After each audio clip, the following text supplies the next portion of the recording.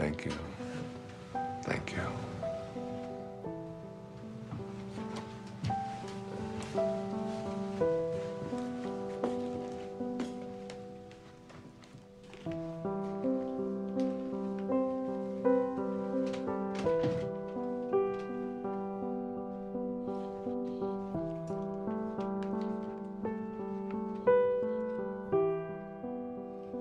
Thoroughly unprepared, we take the step into the afternoon of life.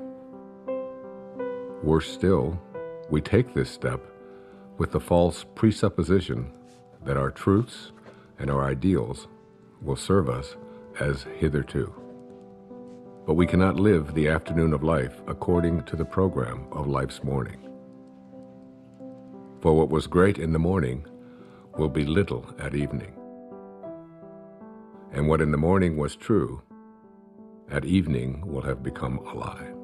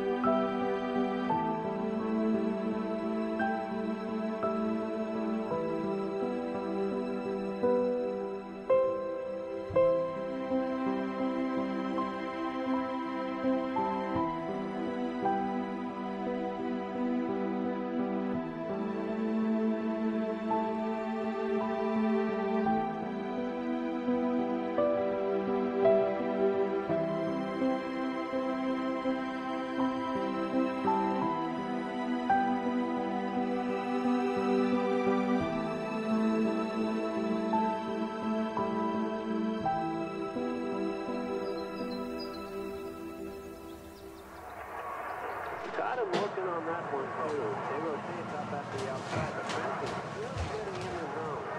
Oh, hi. Hey. Thanks, honey. Oh, hey, could I get some cream? Sure. Sorry. Didn't see it there. Thanks. Okay, we're all packed. I got the snacks, got Jason's prescription, boarded the dog, car payment, called the neighbors. Hey, Jack. Jack? Jack, I need you to turn off the video game and come downstairs and have breakfast. We're gonna leave in a little bit. Let me just finish this level. Okay, fine, but then we're unplugged all weekend, got it? I don't even know what that means, unplugged. It's a very sad commentary on our life. Hey, sweetie.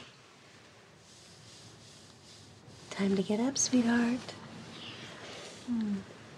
Is it tomorrow? It is tomorrow. It is, and we're gonna go on vacation, and we're gonna have so much fun, but we gotta miss the traffic, so let's get going. Gotta get up, monkey. Okay, off you go.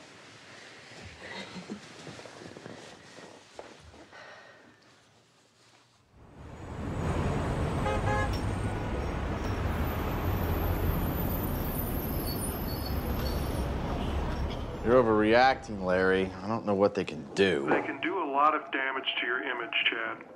Now listen, you have a brand to protect. More development can't afford lawsuits from environmental groups. This just isn't the right climate for that kind of stuff. What are you suggesting? I suggest you decide on some sort of compromise, or we'll be tied up in court, and you won't be able to start this project at all. You know, why didn't this come up when we did the impact report? I mean, for God's sake, we're talking about a tree. No, it's more than a tree. Chad, your pre-sales are already dropping, and now you're giving off the appearance of being insensitive. I am insensitive. It's a tree. You're paying me a lot of money for advice You know what, that you're not Larry, listening we'll to. talk about this later. No, wait a minute, Chad. You're charging me Chad, by the please, minute. I'm hold on. hanging up now. Don't hang. What was that about? I'm 80% done with this subdivision. Why don't you just not build near the tree? Then I lose money and you don't get your bonus. I'm not reconfiguring an entire section of it because of a tree. Never mind then. Have you made a decision about the board meeting this weekend in Monterey? Wait, what is this about? The House of Hope and Promise. Ugh, next time someone asks me to be on one of these boards, shoot me. Hugh Johnson is on it, remember? I went to great lengths to get them to ask you to be on it. Yeah. If Hugh Johnson's on the board, I'd better be on the board. In case you've forgotten, the House of Hope rehabilitates homeless families. I have put all of the information in this file for you. You can catch up on their mission in the car on the way there. I know what their mission is. It's to give handouts to people who can't handle things themselves. You know what? I never got a handout, and I managed okay. I will call your publicist and get them to say something about your philanthropic work. Hey, actually, that's a good idea. That'll deflect from the whole tree issue. Always thinking.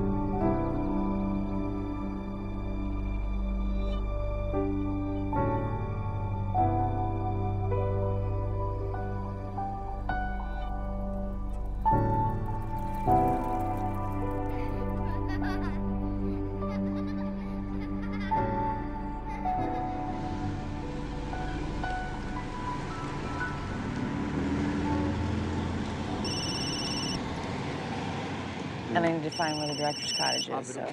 Hello? You gotta get a new van, bro. Yeah, what happened? Is it? Well, it's kind of hard to hear you. The reception's shoddy up here. What do you mean they're reconsidering? You're kidding, right? Well, you're my agent. Too violent? What does that even mean? I don't make slasher films. I make art. You got to convince them of that. Do they even know the talent we have on this? You got to find a way to get them. Look, he shook my hand. He looked me right in the eye, and he said, "This is a go project. I want to do your film." Yes, because if the money doesn't come through, I'll have to scramble to get another investor. I thought this was a sure thing. Excuse me, coming through. You want to make me happy? Get the money from my film. That would make me happy. I gotta go. I'm on the Wayne Dyer thing. Bye.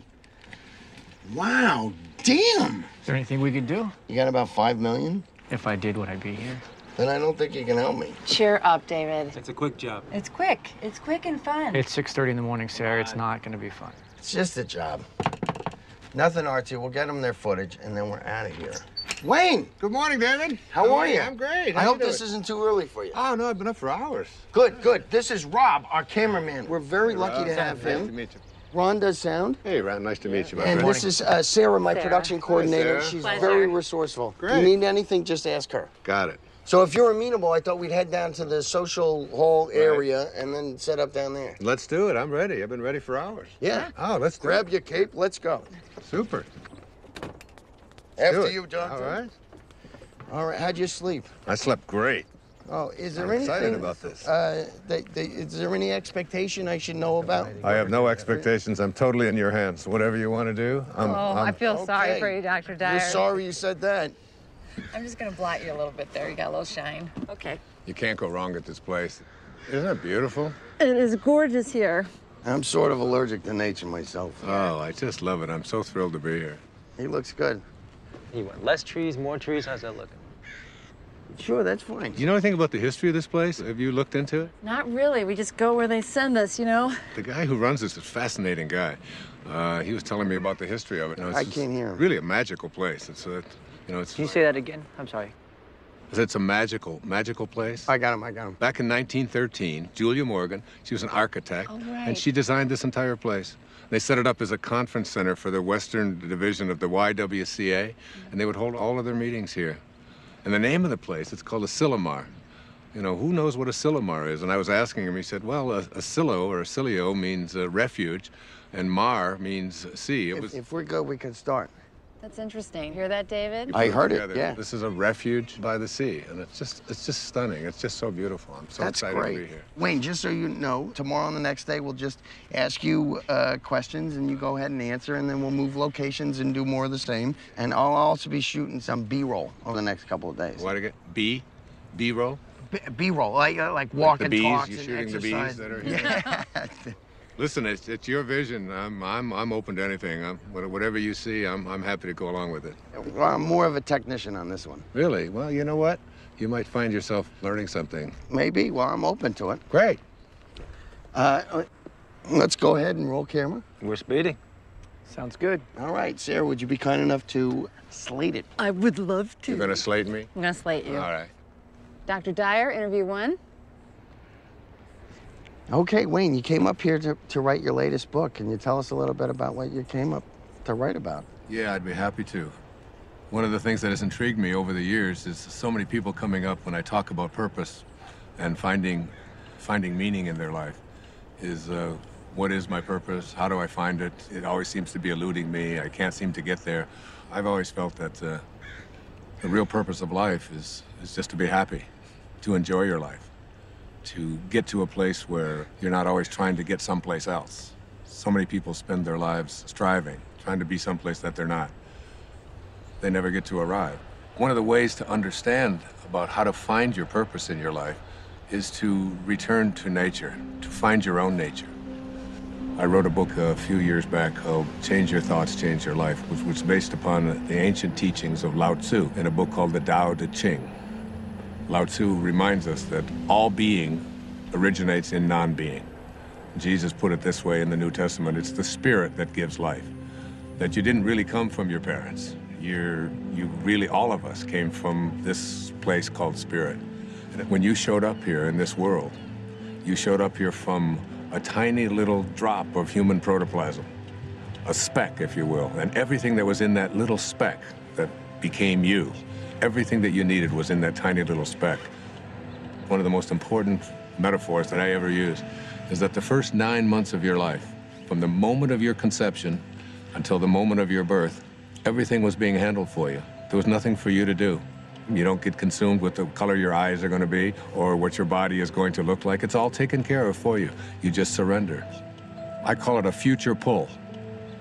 And it's pulling you in the direction of whatever it is that you were supposed to be. And to me, it's not too great a stretch to say if everything you needed for the physical journey was already handled in there, then why not everything for the rest of the journey as well? All of your purpose, it's in there. All of what your personality, it's in there. Everything that you were to be, not just the physical you, but everything, if you just let go and allow. And so we're born. And we look at this beautiful little creature. As parents, I have 8 children. I've seen it happen many times. And you look at this beautiful little child and you look at it and you say, great work, God. Great work. Couldn't be any better. We'll take over from here. And then we're surrounded by all these people, our family, our culture, wherever we go. And we begin to be told that we can't really trust in who we are. Stop it, no, give that to me. We have to trust in something outside of ourselves. So we're on a journey towards ambition. Once you begin to say, we'll take over from here, you introduce something, you just take this perfection and you just edge out the Creator. You edge God out. E-G-O, ego. This ego is the part of us that starts to tell us who you are is not this perfect divine creation, this piece of God that you came from. It doesn't say that. It says who you are is what you have. It begins with things like our toys, and then our bank accounts, and then the possessions that we have. Before you know it, we begin to identify ourselves on the basis of our possessions. We begin to take on a set of beliefs about the more that I have, the more valuable I am as a person.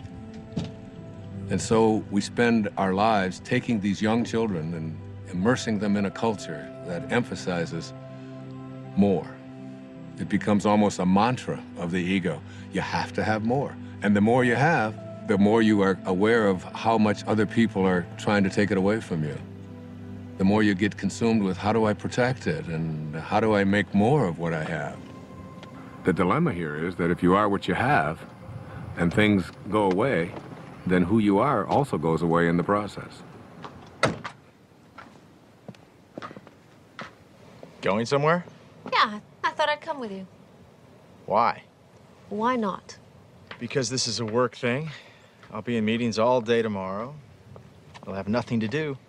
doesn't matter if you're busy. I'll go shopping or something. I'll be fine. Hi. Sorry, we won't be needing you after all. Thanks, you can go. What are you doing? Oh, come on, it'll be a beautiful drive. Which car should we take? You are not coming, and I do not want to drive. I want to be driven because I have work to do. Okay, well then I'll drive.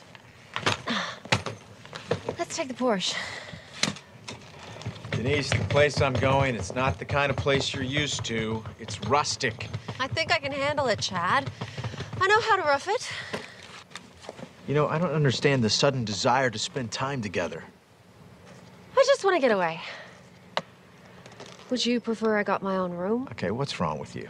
Maybe I'm interrupting something. Oh, come on. Are you meeting someone else? Of course not. Look, I don't even want to go to this thing. Well, then all the more reason I should go with you. You're not going to fit all those bags in the Porsche. Why don't you help me try? The second aspect of the ego is this idea that I am not only what I have, but I am what I do as well. We are... You gonna get that? No, please, go ahead. Oh, it's all right. No While we're problem. stopped here, do you want anything, Dr. Dow? You want water or anything? No, I'm fine. Still rolling, guys. We're cutting. What? Oh, keep rolling. Please. So, second component of this ego is the idea that not only is who I am what I have, but it's what I do. And what I do becomes this thing called achievement. And in this whole world of believing that I am what I do, we become consumed with this whole idea of my success, my value, my worth as a human being is based upon how much I accomplish. So I have to make more money, I have to get a promotion, I have to compete with everybody else who's trying to get what I have. We are taught this over and over and over again. All of our young people are taught this when they go out into athletics. The most important thing you can do is be number one, and you say, we're number one, we're better than everybody else. And we constantly find ourselves in this competitive notion again of believing that our world is one in which we have to compete.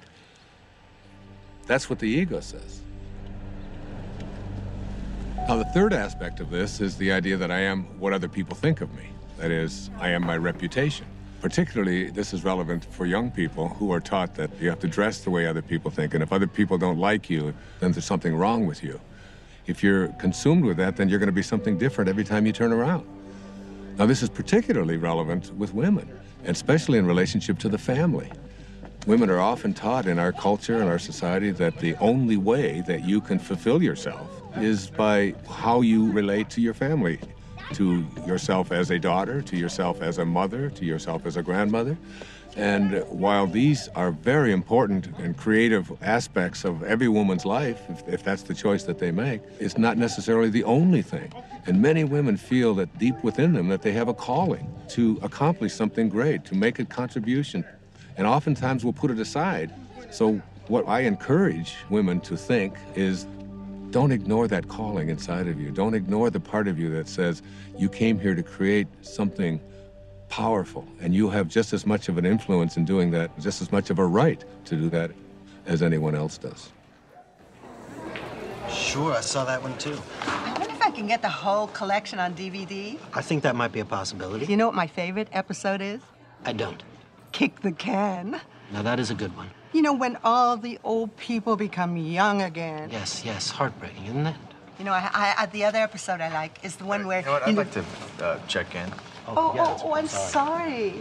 Are you with the wedding? No. There's a wedding? People actually get married here?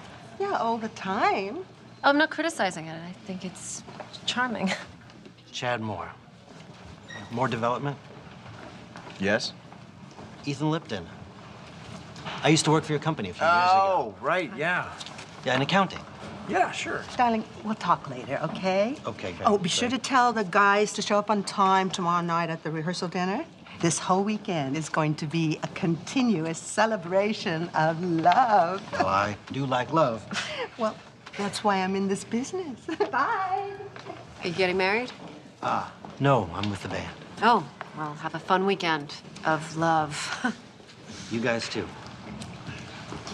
Do you remember that guy? Not at all. Hi there. Hey, let's see, I'm checking in. The house of something? Promise and Hope. Promise it. Chad Moore, I'm on the board. Welcome to Asilomar, Mr. Moore. We have you in North or Longviews. If you go out the door and to your left... My wife has joined me unexpectedly, so could we get one of the larger rooms? You don't have to tell him that. Well, they weren't expecting you. You were unexpected. Just one of the nicer rooms would be wonderful. Thank you. I'm not used to camping. Camping. That's funny, Denise. Let me see what I can do for you. There's so much stuff we can do. Oh, that'd be cool. Where are the kids? Huh? Oh. Ethan. Whoa. Jack, Ethan, come over here. Come on. Come on! Get over here! Come here, troopers. Take you and go with your mom. Stand on my toes. Yeah, and also something away from all the noise would be nice. I do have a room on the first floor in the lodge building. Yeah, No, something higher. Of course, Mr. Moore. Do have a room on the second floor. Higher than that, please. I'm afraid that's about as high as we go here. You're kidding. What a waste of real estate. I think you'll like this room. It has a balcony. All right, if you say so. Give me a second. Give that to your mother. Give that to your mother. You heard her. Hand it over. I said we were going to be unplugged this whole weekend. Do you guys just want to go home? No, we're not going to go home. It's no fun. Come here. Stand with me. Here, jump on my feet. Jump on my feet. I'll lift you up. There's no way we can have all these meetings with these kids running around and screaming. Have a great stay. Look, I don't need to be having this conversation right now. I don't have time for this. I can't deal with this right now. We move into then the later parts of the ego, which talks about something called separation. And the ego has a very strong belief system that who I am is separate from everybody else. And then another component of the ego teaches us that I'm also separate from everything that's missing in my life, from all the things that I'd like to have. And then finally, the ego teaches us the most egregious error of all. It teaches us that we are separate from God. And one of the simple constructs that you learn in the afternoon of your life when you shift into the meaning phase of your life is to realize that you came from a source. We can call it God, we can call it Tao, it doesn't matter what we call it. And that this source is everywhere. There's no place that it is not. It must be because it creates everything. Everything comes from this source. Then it must be in me. If there's no place that it's not, it must be in me. And if it must be in me, it must also be in whatever it is that I feel to be missing from my life. If you know that, then in some way, everything that's missing from your life that you would like to have, you're already connected to it in spirit. And all you have to do is figure out a way to align yourself with that and have a knowing that you're already connected to it. You just have to bring it on its way. And the way that you think and process. What, was that out loud? Yeah, you just said that out loud. Sorry. That's okay. It is Sorry. intense. There's no question about it. It's very intense. Please continue.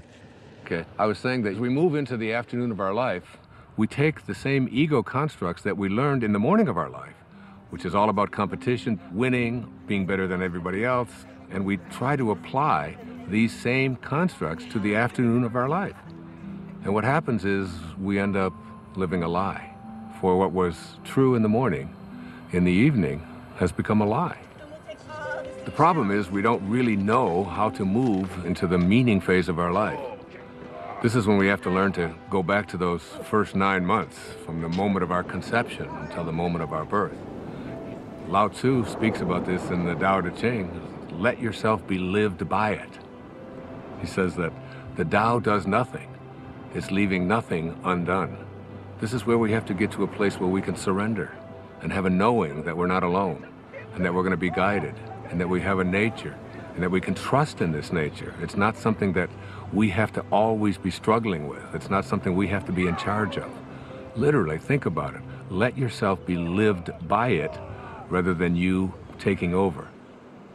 But as we move into the meaning phase of our life, what's happening is we begin to think about fulfilling a dharma, fulfilling a destiny, fulfilling something inside of us, a calling that only we can feel inside of us. No one else can tell you what that is. But if you feel it and you know it, winning and being ahead of other people takes a back seat to feeling fulfilled and living your life on purpose.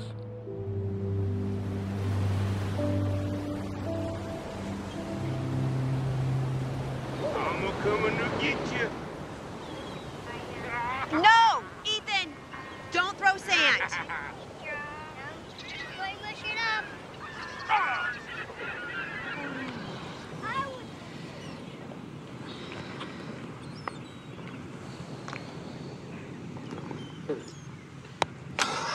Hey, we got anything to drink?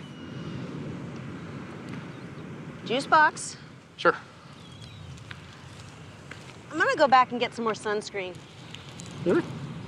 We got clouds. No, they can still get burned. Okay. You gonna walk back? Yeah, I'll be fast. Well, we can wrap it up here.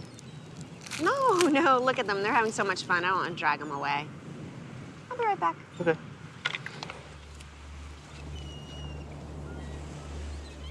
You got some great stuff. Well, I think it was a good start. I think it really was. I think you're going to see this thing come together in some unexpected ways. You're going to be surprised. You really are. Directors don't like surprises. Well, you're in for some. Great. I'll see you in the morning. I look forward to it. Thanks for everything. It was great. Thank you. Thank you, guys. Thanks for everything. Yeah. Thank you. You're welcome. See you later. ride? Yep. Okay. See you tomorrow. Thank you.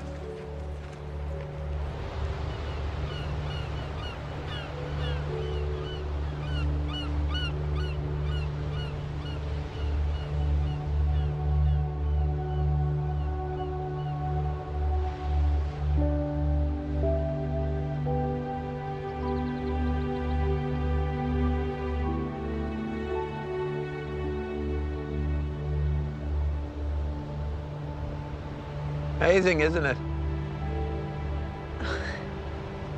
Yes, it is. Looks like they're reaching for each other. Sorry?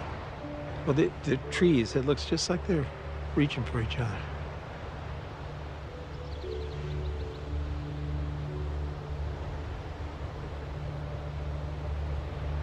Yeah, you're right, it does. The whole place. It's like a different painting every day. You know, you're very fortunate to work here.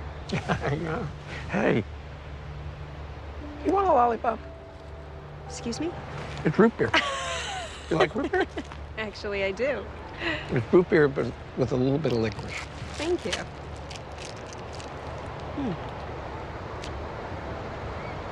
I like it. I like everything about this place. Like what? What do you like about it? I don't know, it's just, it's so beautiful. I can't describe it. In words, yeah. I guess so. I mean, words versus images. Images? Pictures.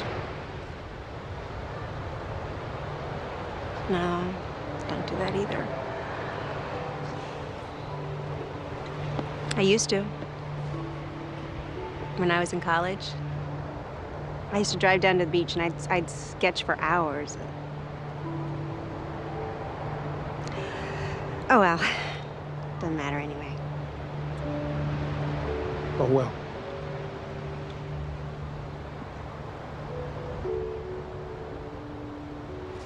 Hey, Mom, where you been? What? We got cold. You eating a lollipop? I am. Bring any candy for the kids? No, I'm sorry. Oh. That's all right. Let's go back. Come on, buddy. Let's go. Yeah. All right. It's okay. Here. I don't get it, to be honest with you. That really doesn't surprise any of us, David. Seriously, if I didn't have ambition, nothing would get done. Is that supposed to be a comment about us? You have a napkin, please. You know what I mean. Like we're supposed to sit around and wait for things to happen to us magically. There's nothing wrong with a little magic in life. I can't trust magic. What I can trust is my own will to get things done. That's my main problem with what Dr. Dyer's saying. Okay, he's right there. You want to keep it down? He didn't hear me. Dr. Dyer, you want to come hi. join us? Sure, I'd love to. How you guys doing? Great. Good. This chicken's great. Good. So, Dr. Dyer. Yes. We were all just discussing your Right. first interview and all those things you said. And basically, David thinks that it's all BS. What? David? Yes, really? I don't think all of it is. I mean, I'm entitled to my own opinion, right? Absolutely. You are entitled to your opinion, and I respect it.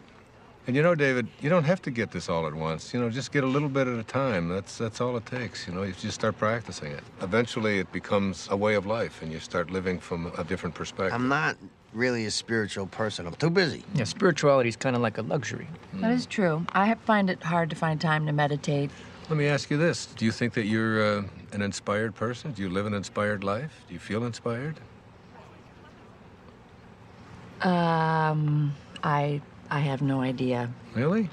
Well, let's take an example. Let's supposing I had an apple pie that we had just made. And out of this apple pie, we take one slice. We take the rest of the pie, put it over here, and I take this slice and I give it to someone. Let's say I gave it to you, Ron, and I say, Ron, what is this? What's an apple pie? How do you know that? How do you know it's an apple pie? Because it came from an apple pie. So, well, you laugh, but I mean, the truth is that's a very profound statement that you just made, that everything in the universe must be like what it came from.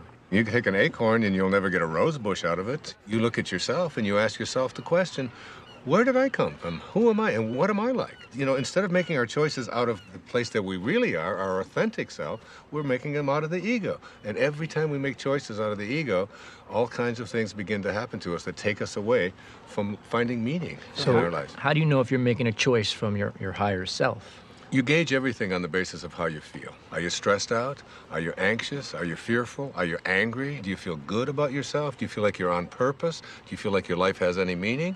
When you're operating out of the only part of yourself that is authentic, bliss is your response. But what about the upside of ambition? I mean, I'm a filmmaker, and if I didn't, doesn't ego serve me? I mean, if I was going with the flow, I'd never get a movie made. That's a conclusion that you've come to because you think out of the ego. You know, the fact is that you might even be able to make much greater films if you came out of a higher place.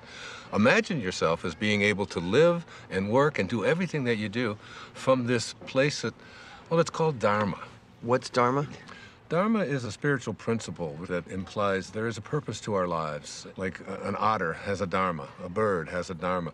Everything has a purpose. And when you find yourself living from that purpose, you have found your dharma. Your dharma is something that you will be living by.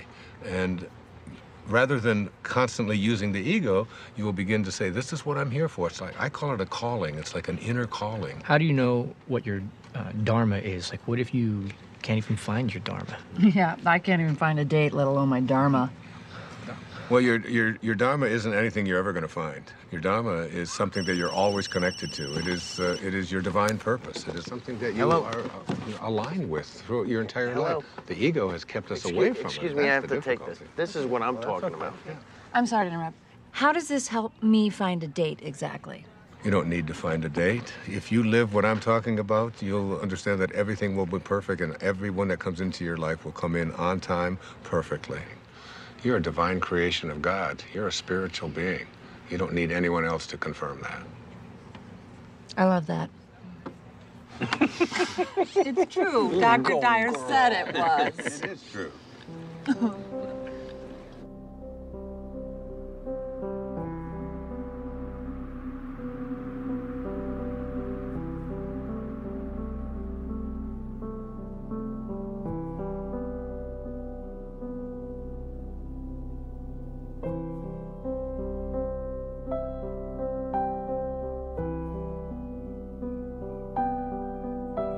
You know, I don't want you to think that I don't appreciate what you're saying. I do.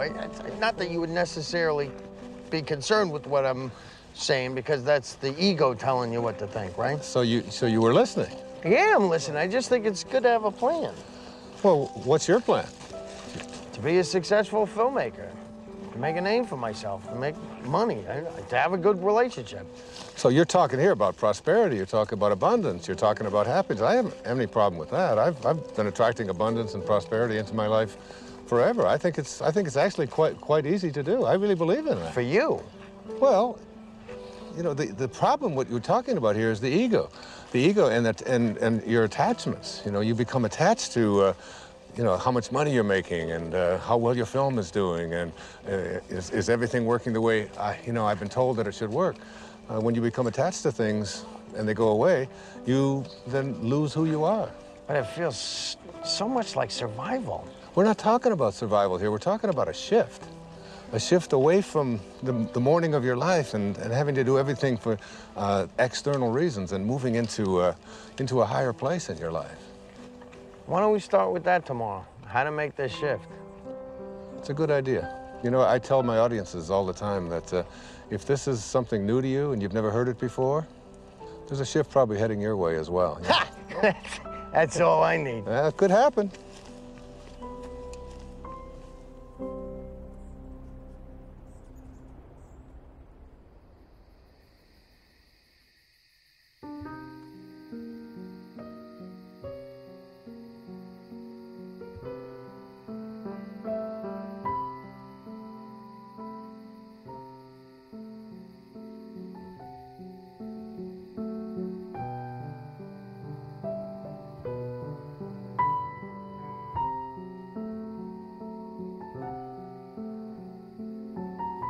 When great thinkers talk about union with God, there's this theme that comes through. It's about being in silence.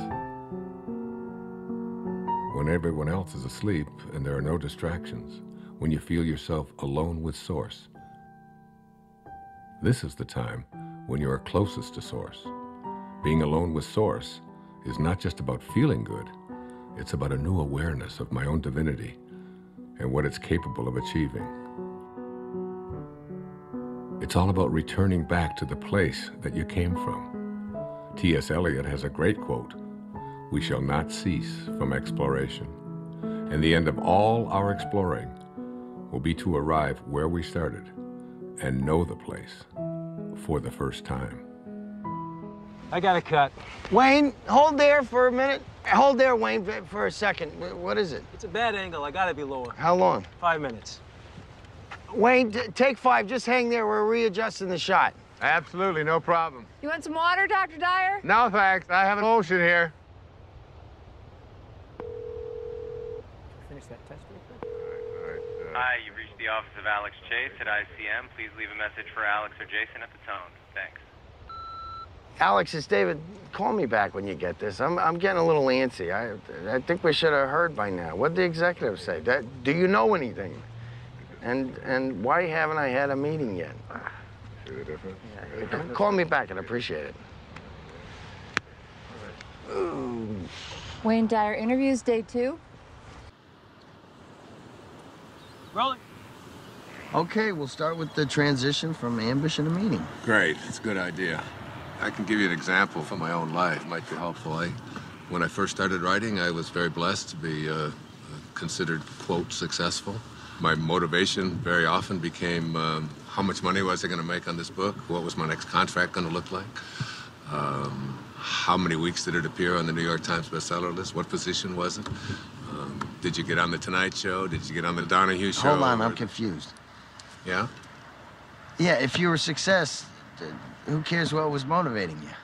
Well, I guess you begin to change your definition of what it is that constitutes success. I mean, success can be identified in those terms, and there are other ways to look at it as well. But there's people listening to you. I mean, where would you be if you didn't initiate it? I mean, it got you started, right? I'm sorry to interrupt. Are we switching to a Q&A format?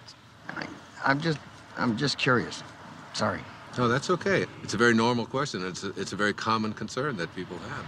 For myself, we talked about my writing, David, and yes, by all means it was successful, but there was a part of me, inside of me, that said, there's something more for me. I was writing books about psychology, your erroneous zones, pulling your own strings, the sky's the limit.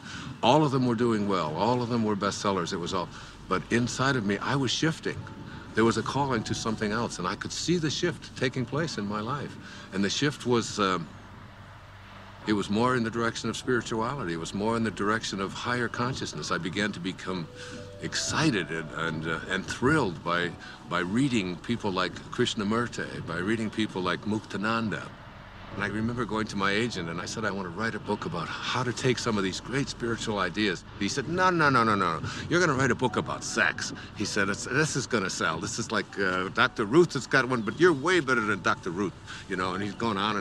And he said, and then I've got a second book for you, and we're going to do a 2-book deal, and you're going to write a book about how to make money. You know, Wayne Dyer's approach to making money.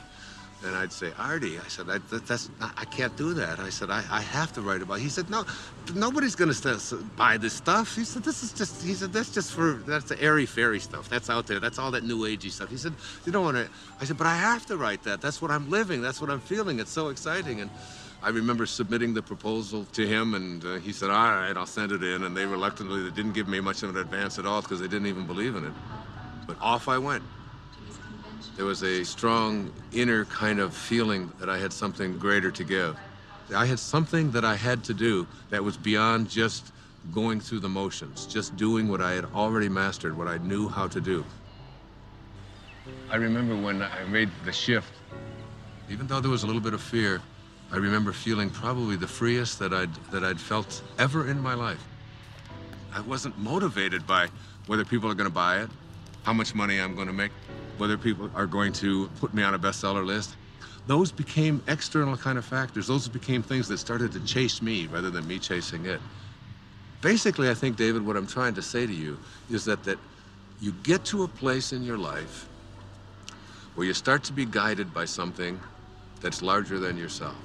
Just stay aligned with what you're here for and stay in harmony with Spirit, with God, with Source. Stay there. And as you stay there, the meaning phase of your life begins to take over. And once you cross over into the afternoon of your life, it's impossible to go back. Wait, Monday? You can't keep telling me Monday. If it was coming through, it would come through like 5 Mondays ago. Well, we can take a pause here for a second. You are not telling me this right now. What do you mean? They're replacing me? You don't know what to tell me? This movie meant everything to me. I bought them this movie! It's my movie! This movie meant everything to me! Damn it! Okay, this would be a great place to break. Is he okay, you think? I think he's gonna be fine. Let's just call it lunch. Everybody get something to eat, okay? And then as soon as I...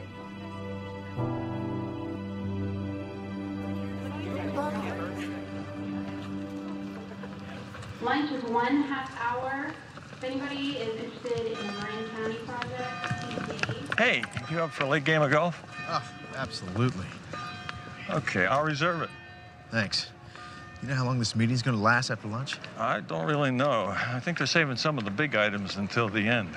Like what? Well, they're $1 million down in the San Francisco project.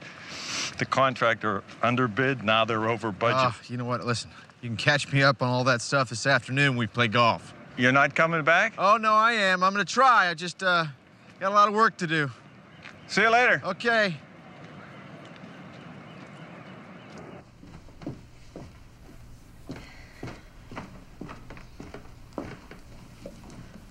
Good book? Not bad. I'm sort of a slow reader, but it's being patient with me. You said you worked for my husband? A long time ago. I don't think he remembers me. Oh, I think he remembers you. Well, he let a bunch of us go all at once, because, you know, he needed to scale back. Sorry about that. Hey, it's okay, truly. It's one of the best things that ever happened to me. I needed to try some different things, pursue some other avenues. Like your music. Like my music, yeah. Well, it sounds like your story has a happy ending. Not yet, I hope. No. Don't rush me now. No, that's not what I meant. I meant you seem happy. Well. Hey, you know what?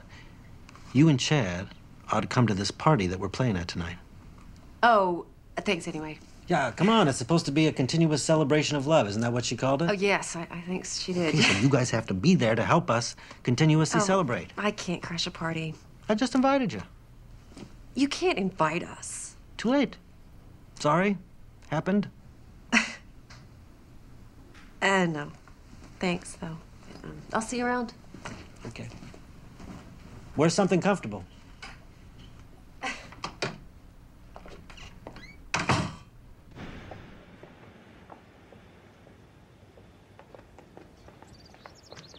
Denise. Denise. Hey, slow down. Stop! Oh, hi. Why did you stop? I didn't see you there. Where are you going? I was going into town. I thought you were in meetings all day. I was. But, I'm bored. Yeah, well, if Hugh Johnson can do it, you can do it. No, I'm not cut out for this non-profit thing. So. Oh, Chad, you just gotta fake it. No, I'm coming with you. What? I said I'm coming into town with you. Honey, I love you, but I don't enjoy shopping with you. I need some me time. I thought we were supposed to spend time together, right? Look, Denise, I'm not kidding. I cannot take another meeting. I'm coming with you. Whatever.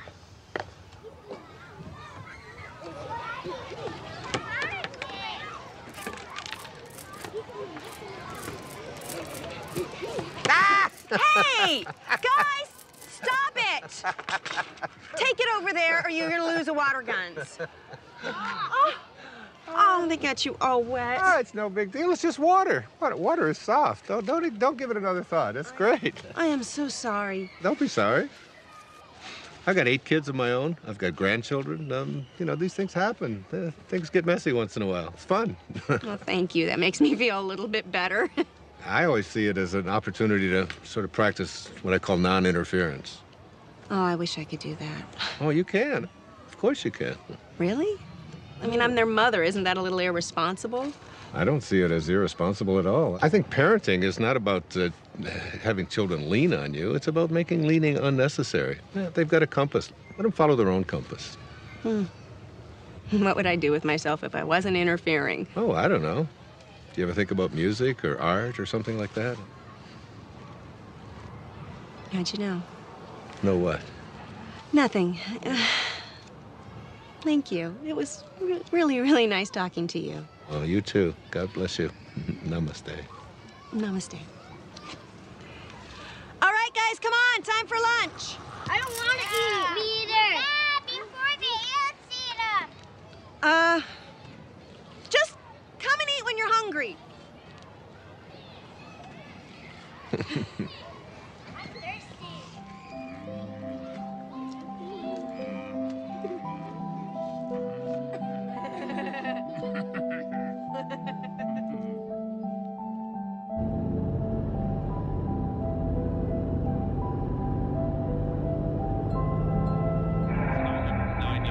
Touchdowns and only 5 interceptions.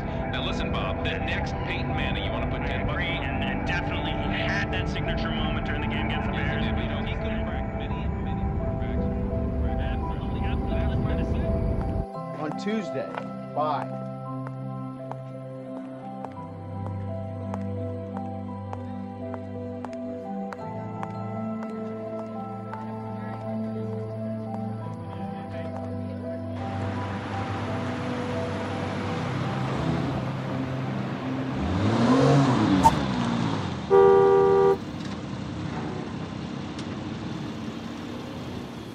I think I'll return that dress.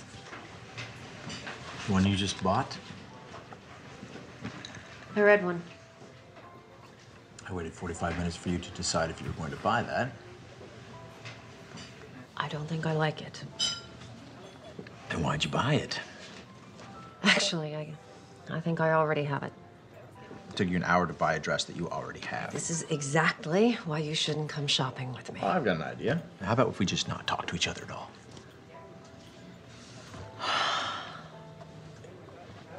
Jesus, Chad. I really should have come alone. I've got a lot on my mind. You've got a lot on your mind. What could you possibly have on your mind? All right.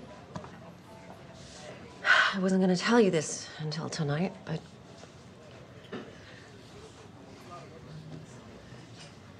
What? This weekend is a write-off for you, right? Because you're on the board of that charity. Right. You're about to have another write-off. What's that supposed to mean? Ugh, God, I'm trying to put this in a way you can relate to. Yeah, well, I'm not relating. I'm pregnant. What? You're joking. No, I'm not joking. I don't want kids. I know. I didn't either. But this just happened, and I thought, I don't know, maybe it's time for change. You know, that we should experience this thing that everyone says is so wonderful. You know, maybe it's time to stop being so selfish and start thinking about something other than... I want to be selfish. I like being selfish. I like our lives. We come and go when we want. We're happy. Oh, you think we're happy, Chad? I don't know if we're happy.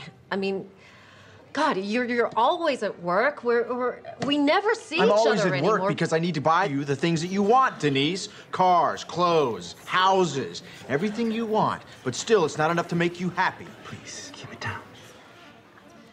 I want this baby. I think it could be the most wonderful thing we could do with our lives. Come on, I get what this is about. This is about you feeling like you haven't done anything in your life. So you think you need a baby to feel validated. Well, you know what? I don't. I worked my way up from nothing, and I will not sacrifice our lifestyle so that you can indulge in yet another distraction. Wow. A baby is not a pair of shoes, Denise. I know that, Chad. You are so cruel and you're so mean. God, you used to be fun. What happened? You planned this, didn't you? It was an accident. Sir, I'm gonna have to ask you to leave. Please. It can happen. How could you do this? How could you do this? Thank you so much. Thank you for making this the tender, precious moment that every Tender, woman precious dreams about. moment? We don't have tender, precious moments. we You know what we don't. did have? We had a prenup, an agreement. You signed it. No kids. I know, and I changed my mind, okay? People can change. Well, you know what? Chad. I didn't change my mind. Well, what are you gonna do about it? Divorce me because I'm pregnant? I might. As a matter of fact, I'm definitely divorcing you. Will you please shut up?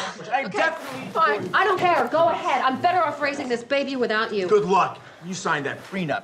You won't get much. I'll make sure of it. I hate you!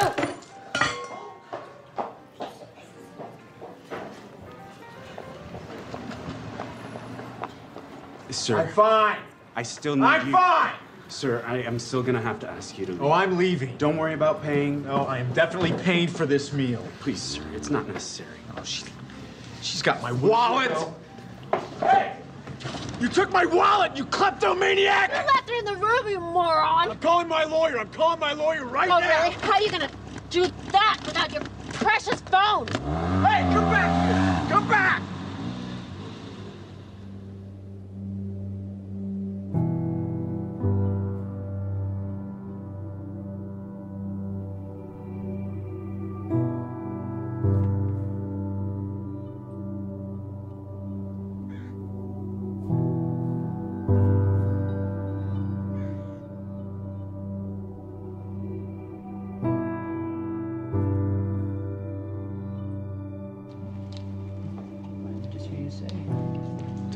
Testing, 1, 2, 3. Can you hear me? Great.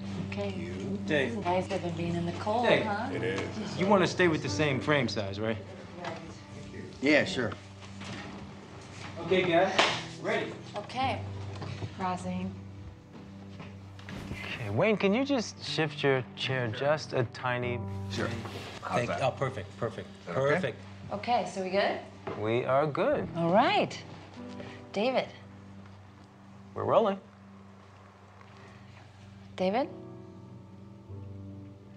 David, why don't we take it from where Wayne was talking about the shift? We can just continue from there. Sounds good to me. Okay, this shift, this movement from ambition to meaning, from the morning to the afternoon of your life, generally it's preceded by what we call a quantum moment. Sounds strange, perhaps, to use a term like that, but quantum moment really refers to the characteristics of what it is like when you have what Maslow called a peak experience. The first of these qualities, there's 4 of them. The first of them is that it's very vivid. The second quality or characteristic of these quantum moments is that it's a surprise. And the third characteristic of these quantum moments is that they are benevolent. They always feel good. The fourth and final quality is that it's enduring. That is, it isn't just something that comes and then goes and it's out the window. It lasts with you forever. For example, I left drinking behind in my life 21 years ago. And I couldn't even imagine that I could have given it up because I'd always had 2 or 3 beers every single day for the previous 10, 15, 20 years. I couldn't even remember a day when I hadn't. And I knew that I had to make that change. And it was 4:05 a.m. in the morning. I could remember the clock when it turned. I woke up, and there was like a breeze in the room, something that I'd never experienced before. The smell of roses. This was 21 years ago now. I can tell you what was hanging on the closet, the hook that I had there. On the mirror there, I had a cartoon that I had there. I can still see that thing exactly as if it happened this morning. The vividness of this is something that I've never, ever been able to forget. I can remember how surprised I was at what was happening at that time. It was almost as if some kind of force had taken over, and I was just amazed by it. So if you're lucky this happens to you? David, it has nothing to do with luck. It's like when the moment is right, when you are in a different state, in a different place in your life, exactly what is supposed to happen will happen for you. The low points in your own life, these times when you think that nothing could go any worse, oftentimes are the things that we need to propel ourselves to a higher place. Let me give you an example. The night before that moment that I just described to you, I had taken my entire family, 5 children, and my wife, and we had all gone to this restaurant. And like I always did, every single time I went to a restaurant, I ordered not just 1 beer, but 2. And that was so that in case the waiter wasn't there when I wanted my second one, I would be able to have it. And the waiter said to me, "Oh, excuse me, sir." He said, "I'm sorry, but I can't serve you alcohol." And I said, "Why?" He said, "Well, last night one of our waiters served someone who was underage, and we had our license suspended." I said, "Come on, we're getting out of here." And I made each one of my children get up, get back into the car, strapped into their car seats and so on. My wife, who, God knows, had so much to do, and it was such a hardship for her. But it didn't seem to matter to me at that time, because I wanted to have my beers, and I was making myself more important than everyone else. And we drove off and went to another restaurant. And I can remember thinking that night as I went to sleep how ashamed I was. My wife tried to talk to me a little bit about it, but I would have none of it. I was right, and that's just what the ego always makes you. It makes you right. And that night, that experience that I had at 4:05 a.m. the next day, not only did it get me off of alcohol, it probably saved my life. It transformed my life in so many different ways. And it was all because I was open to it. You don't believe that? Sounds like more sitting around until some sort of epiphany comes to you. It's not about waiting around. You know, in the Tao, one of the great lessons that I learned is that it teaches us how to be soft, how to be flexible, how to not be always in control. One of the great teachings of the Tao says that let yourself be lived by it. But you didn't do anything. That's the whole point. That's the place you want to get to, where you just allow. In the recovery movement, it's called letting go and letting God. Allowing this source that is always flowing through each and every one of us to do and perform its magic. And that magic will always work in our best interest if we just surrender to it. If you could just stop interfering in your own life and just let yourself be done. If you can get to that place, nothing will be left undone. Everything that you need will be there for you.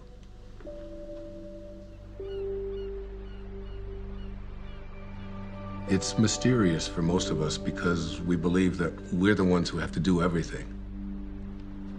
Isn't it interesting that you had everything you needed in the first 9 months? Why isn't that true for the next 90 years? Because we interfere.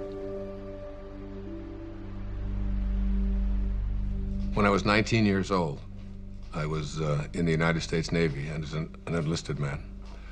And I was given my assignment to join the aircraft carrier, the USS Ranger. And it was on deployment in Yokosuka, Japan. So I boarded a refrigerator ship, the USS Vega, in Alameda, California. And just as I was getting on that ship to take my 29-day voyage across the Pacific Ocean, my Uncle Bill Volek, who was a school teacher in Hayward, California, handed me a copy of a book. And the book was a collection of short stories written by Leo Tolstoy. He wrote not just great novels and great stories, but great spiritual literature as well. He was considered to be the soul of Russia. And the first story in this collection was called The Death of Ivan Ilyich. Now, Ivan Ilyich was a judge who lived in Moscow. One of the more important features of this story is his relationship to his wife, who he basically hated because he despised his work. And he felt that she had pressured him and pushed him into doing this, that it was a prestigious thing to do. And he was filled with internal rage and anger at what he had done. The title of the story kind of gives it away, The Death of Ivan Ilyich. You know he's going to die. Now, Ivan Ilyich was lying on his deathbed, and his wife is holding his hand, this woman that basically he despised for all of his life. And he looks up into her eyes, and his last words are, "What if my whole life has been wrong?" And he died. I was very shaken and very moved by that. And I took out a pad of paper, and I wrote a note to myself. And I said, "Dear Wayne, don't die with your music still in you." And I've lived that for my entire life. When you die, you will return to that source, and you will be in that space of love. But the Tao says that you don't have to die to get there. You can die to the ego and live from that space of perfect love while you're here. That vivid, surprising, benevolent, enduring quality that defines the quantum moment that leads us into the shift is really an indication that you're returning back to the source. You're beginning to live from the Tao. It's reconnecting with the field of intention. In Greek, the word enthusiasm breaks down to entheos-iasm, which means the God within. When you have passion, when you have enthusiasm for something inside of you, that's really God speaking to you and saying to you, don't get to the end of your life and have to be able to say what Ivan Ilyich said, "What if my whole life has been wrong?" I can't think of a greater tragedy than that.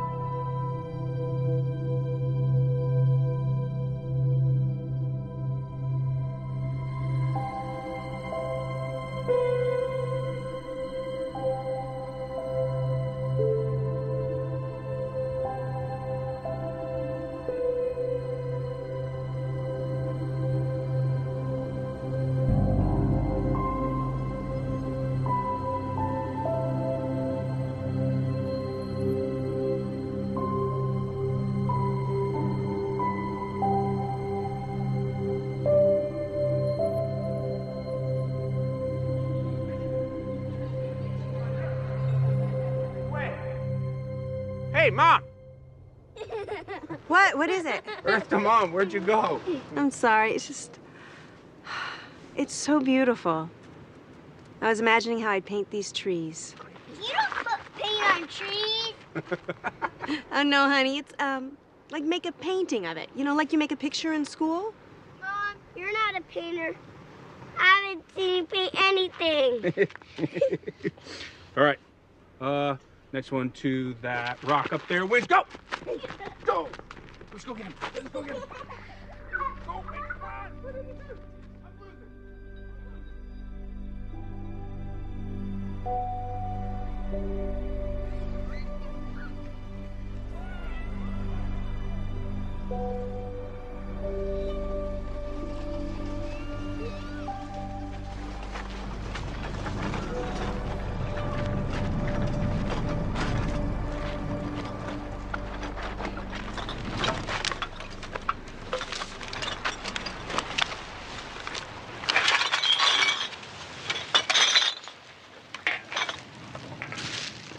Hey, here's some money.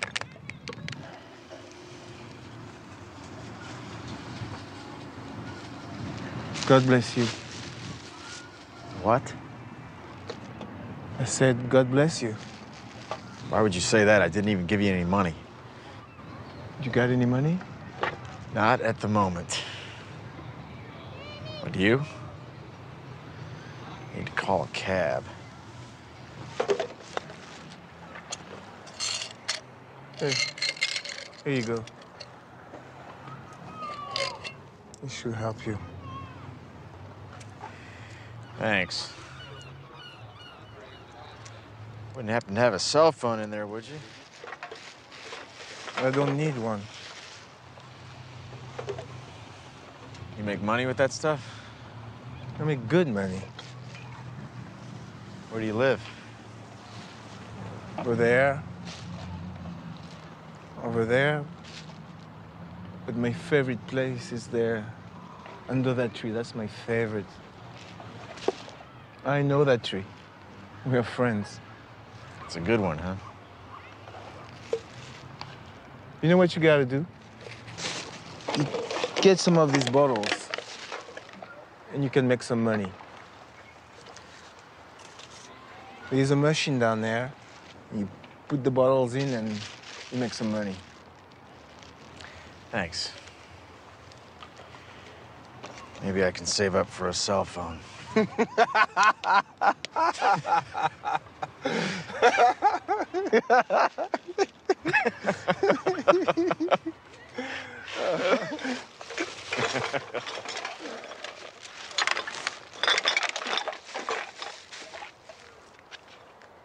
Hey. Do you have some money?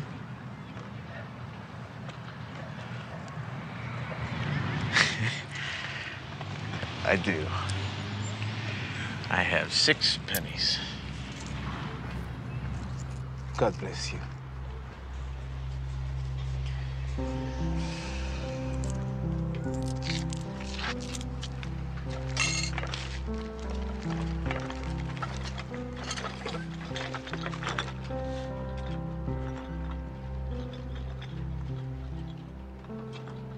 Synchronicities. It's like a collaboration with fate. All of that becomes the norm, and the ego is no longer the driving force in your life. You begin to recognize that there's a powerful organizing intelligence that's in all things, and it's working with you and for you, almost as if you're making it happen by just being connected to your source. The destiny that appeared to be imposed upon you by something outside of yourself is no longer the relevant driving force in your life. You're connected to the source, and it's almost as if this divine organizing intelligence, God, the Tao, whatever you want to call it, it's almost as if it's saying to you, you play the music that you came here to play, and I'll be there to help you overcome any struggle or any obstacle that comes along. And it's not going to be a struggle because Source is supporting you. Yes, hi. Could I get a cab, please, to Monterey Motors? Yes. Thank you. Thank you very much. Bye.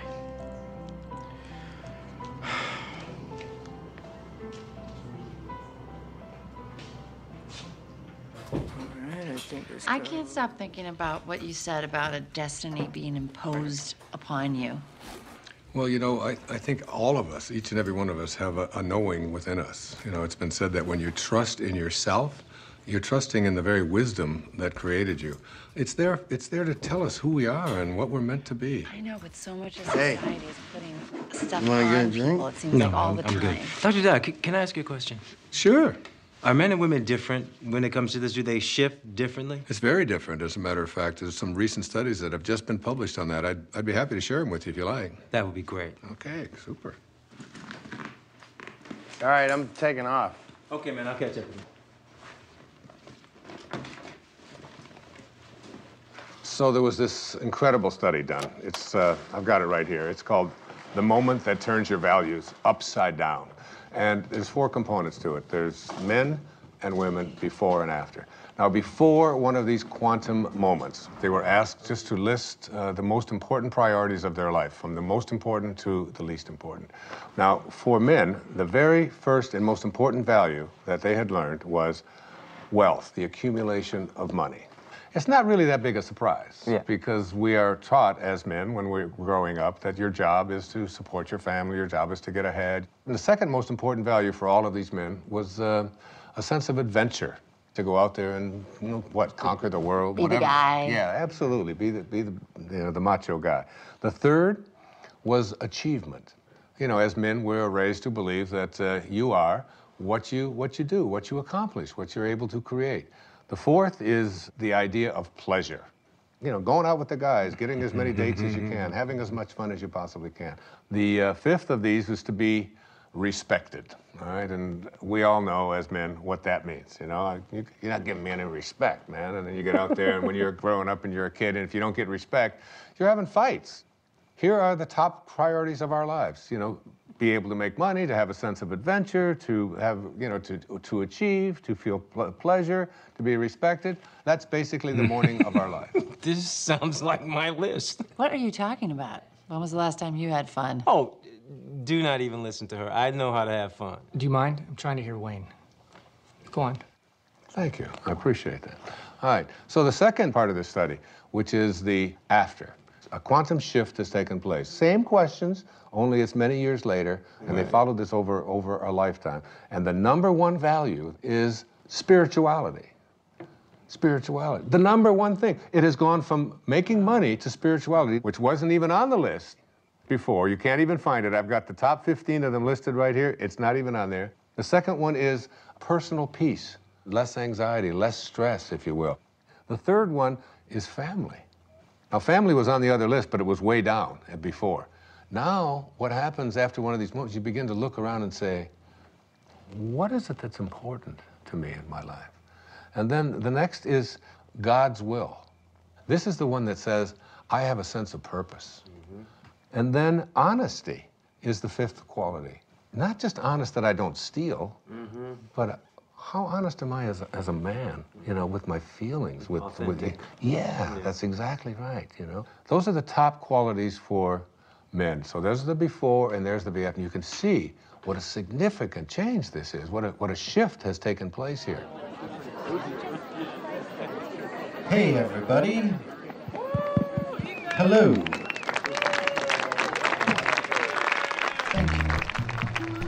We are very glad to be here tonight.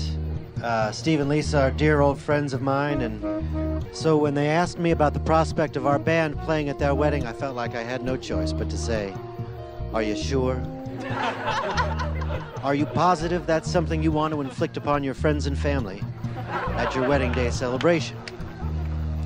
And Steve and Lisa assured me that that was exactly what they wanted to inflict upon their friends and family at their wedding day celebration. And so, here we are. You need a bossy man to love you, a bossy man to hold you close, a bossy man to dress and care for you, a bossy man to take control. You need a man with all the answers, a bossy man who'll run the show. The bossy man, he pays for everything. He never says, I do not know.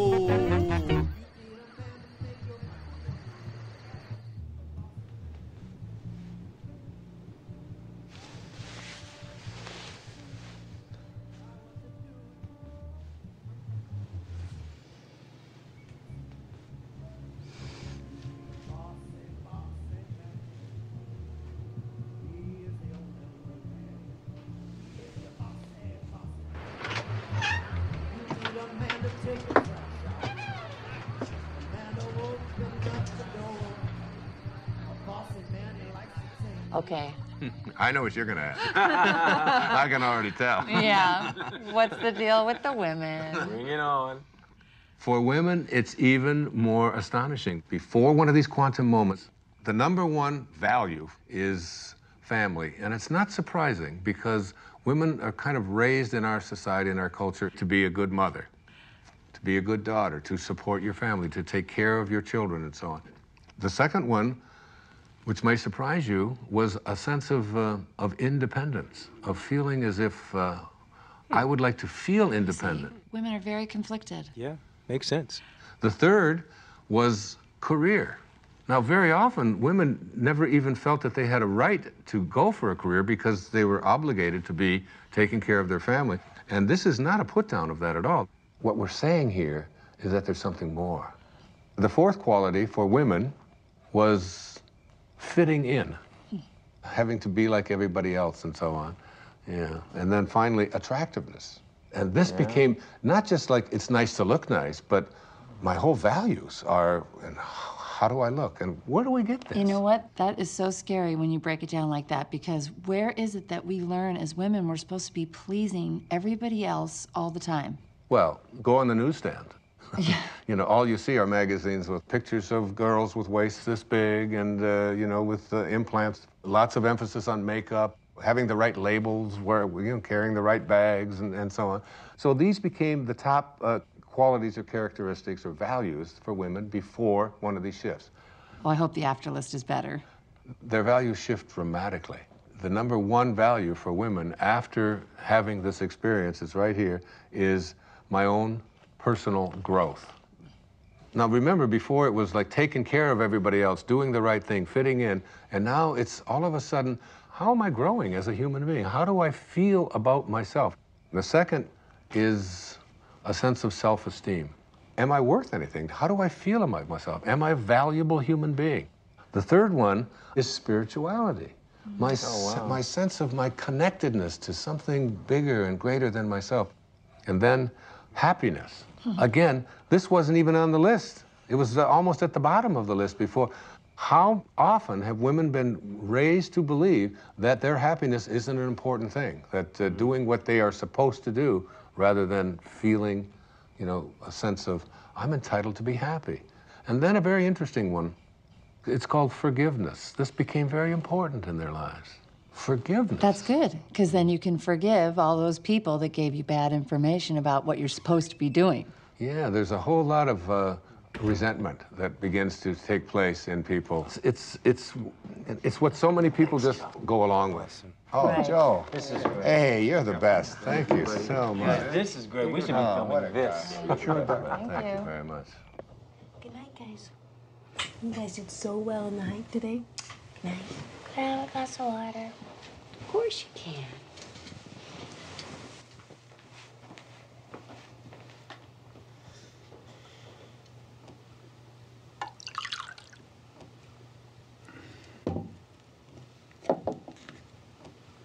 Jason, what's this? This paper and pencil wasn't here before.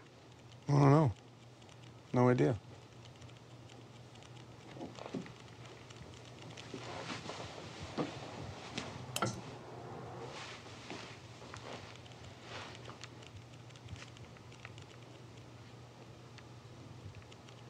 Hey, Jason?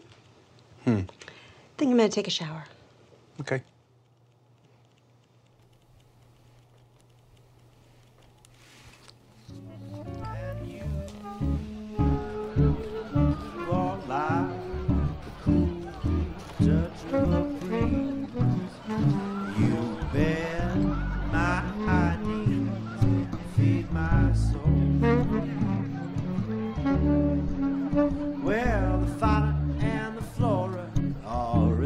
Restorer. Someone's getting rascally and spry. Fauna says to Flora, I really do adore ya. Flora says, I know, tell me why. You are like one hot spot in the sun after a long winter storm.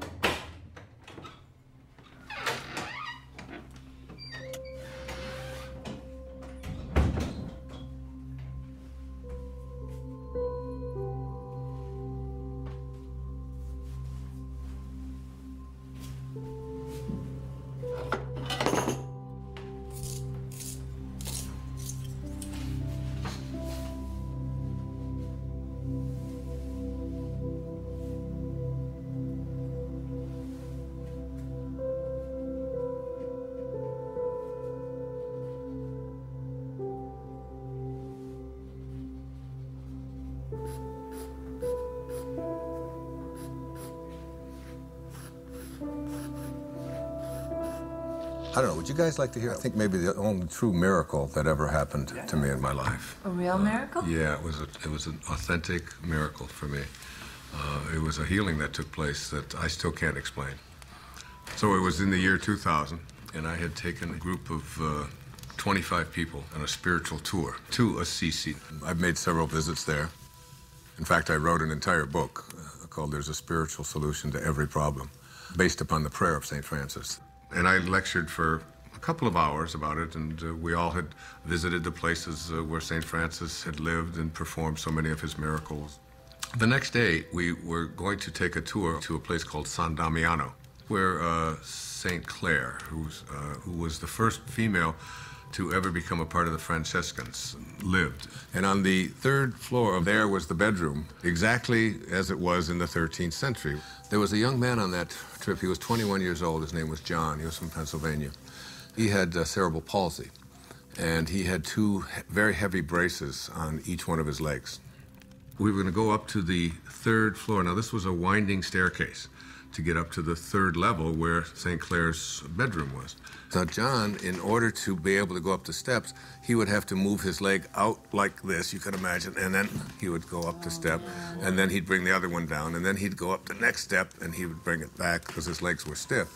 But as we started to get into the very narrow part of the staircase, he couldn't, his legs wouldn't go out. He could only go this far, so he couldn't go up. And you can imagine he couldn't go down. It was impossible for him to go down. So there he was stuck. I was ahead of him. And he stopped me and he said, Wayne, I'm in trouble. I can't go up another step because I can't get my leg out to the side. There's no room and I can't go back down. What are we going to do? And there was a whole row of people behind waiting to go up this very narrow staircase. So you have the picture? Old people don't whisper, 'cause old people can't hear. We'll just talk louder and louder, year after year. Stop looking at me funny, get over here, and I'll whisper. You have grape juice on your wine? Oh, no. No, yes. Old wills grow stronger. Old backs grow stiff. Old feet grow wider and longer. Old dreamers drift. I'm drifting over your way.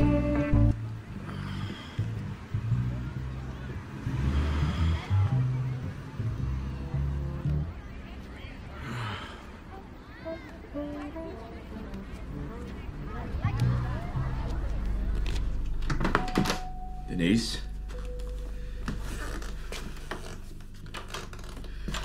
Denise?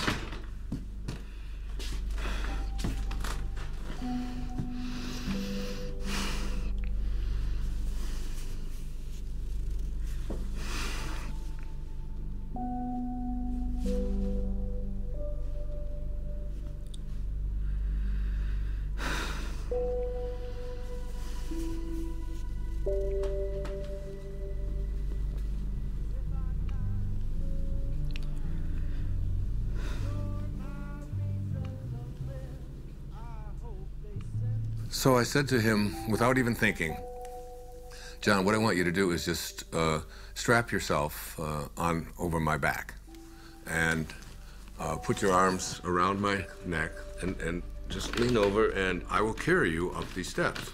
Now, what I haven't told you is that before we went on this trip, I had done some major damage to this right knee of mine, to a point where I had it examined by several orthopedic physicians, and I was told that there would come a time soon when I would have to have this knee replaced because it was down to bone on bone. So as he got on my back, and now we're talking about 240 pounds or so, he went, I went about 3 steps, and I realized that my knee was about to collapse, and I was going to go straight down. And I had a quick vision of what the newspapers and the Assisi Daily News were going to say the next morning. Spiritual teacher collapses, bottom of the stairs, 40 people dead. You know, it was like, and so as my knee started to go down, at that moment, I saw a vision of St. Francis. I had a vision of what he looked like, and he didn't say a word. It was very, very quick, and he just went like this with his hands. In other words, stand up. And suddenly, and I had the fragrance of roses was in there, the same fragrance that I had, remember in the story I told you? In that quantum moment when I had that, the same kind of thing. And I stood up, and I started walking up the steps with him, and my knee just suddenly righted itself. It was fine. Not only did it right itself, but I suddenly had like a burst of energy like I've never had before. And I started walking faster with him on my back. Then I started running. And I ran up all of the stairs. My wife was waiting at the top, and she said, "What happened to you, and what are you doing? And everybody else is out of breath." And I said, I had a miracle. I just don't know what happened. And I realized that my knee didn't hurt anymore at all, and I wasn't limping, and I had no pain in it at all. By the way, I've never had any surgery, nothing ever done to this knee. It was a healing that had taken place in that moment.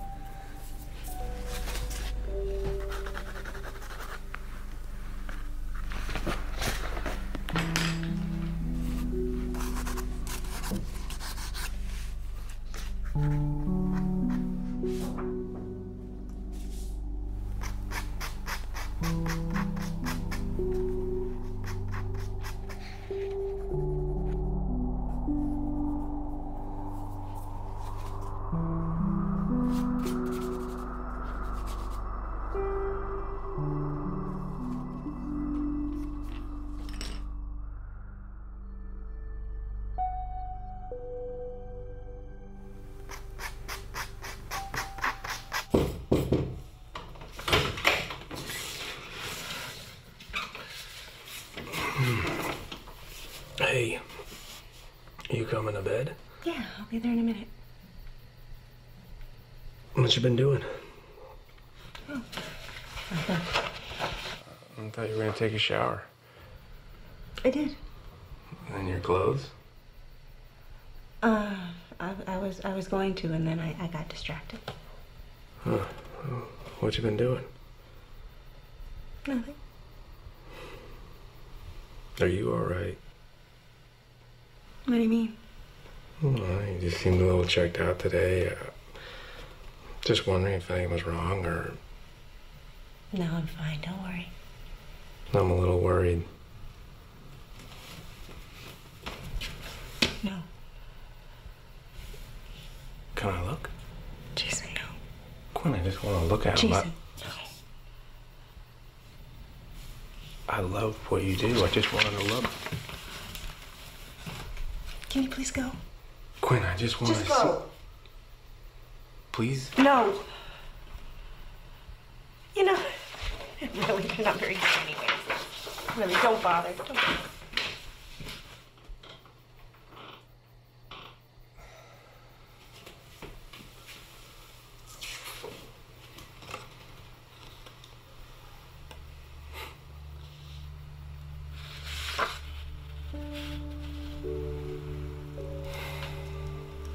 Later on, I started to talk about this miracle, but the thing that I did was, when people would ask me, why do you think it happened to you?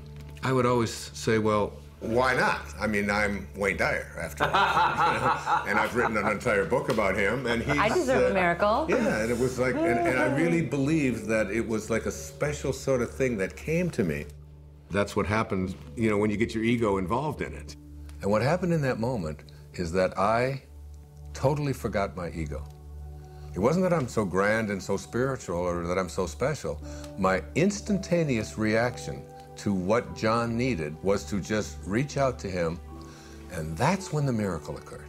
In one moment, without thinking, I reached out to a fellow human being in need and forgot about myself. And it was almost as if the door opened, the teachers found me and said, here it is.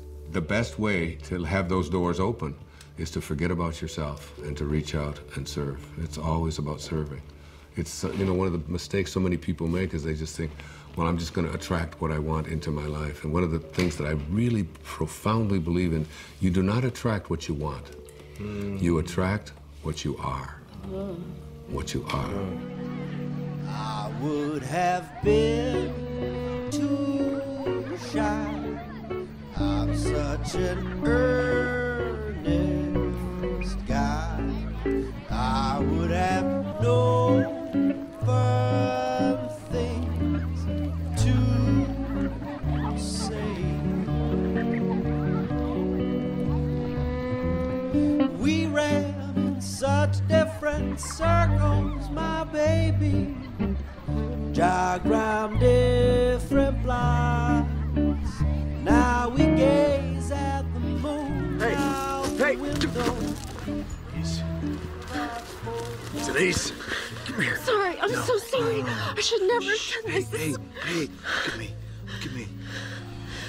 It's okay. No, it's not okay. It's not okay. Everything's going to be No, okay. I Everything's did going to this. be fine. No, you didn't do anything. I knew how you felt. I did this. I did this more than you. Listen to me. I'm sorry. I love you. I love you so much. You're gonna be okay. Must have been our time. We found true love while staying at home.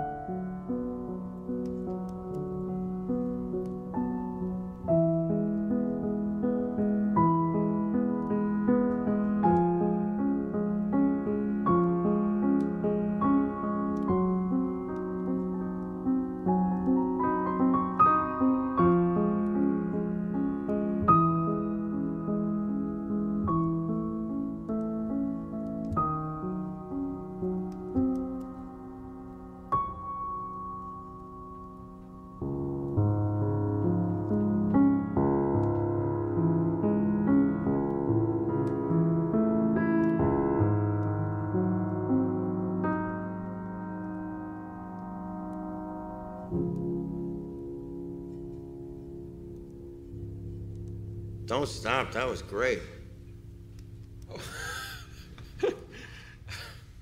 Thank you. What brings you out so late? Or I should say so early. Just couldn't sleep. You having trouble with the filming? No, that's fine. Filming's easy. It's my business. I can't handle it. Hey, do you know chopsticks? I used to. Ha! Makes me think of being a kid. When I was idealistic. Back when I thought I'd make a name for myself. Oh, hey, don't say that. You have a name. More like a household name. More like Scorsese or Tarantino. Well, hang in there. Anything can happen. Why does it have to be so hard? One minute I have the funding to make my movie. The next I don't. Can't get the money without the talent. Can't get the talent without the money. And then they pulled it all out from under me. I don't own it anymore. Seriously thinking career change. That's a good sign. What is? You're giving up. That's good. How do you figure? You can't force these things. Right.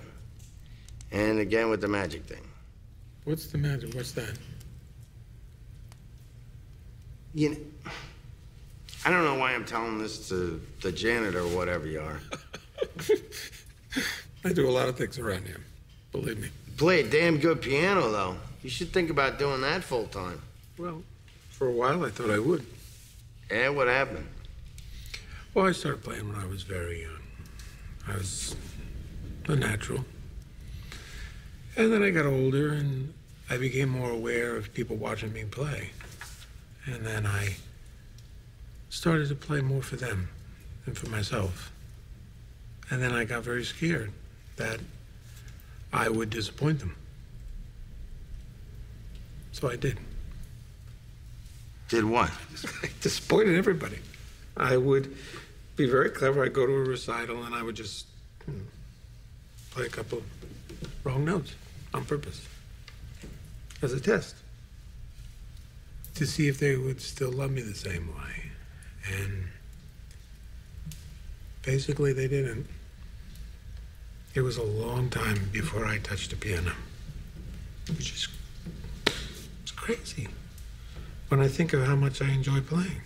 Yeah, I was just thinking that. This would sit for years. I wouldn't touch it. I wouldn't even notice it.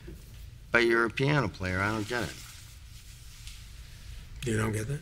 How could you ignore what's right in front of you? Busy doing other things. You should understand that. That way. Yeah. Hold that thought. You hear that? I don't hear anything. Listen. Listen.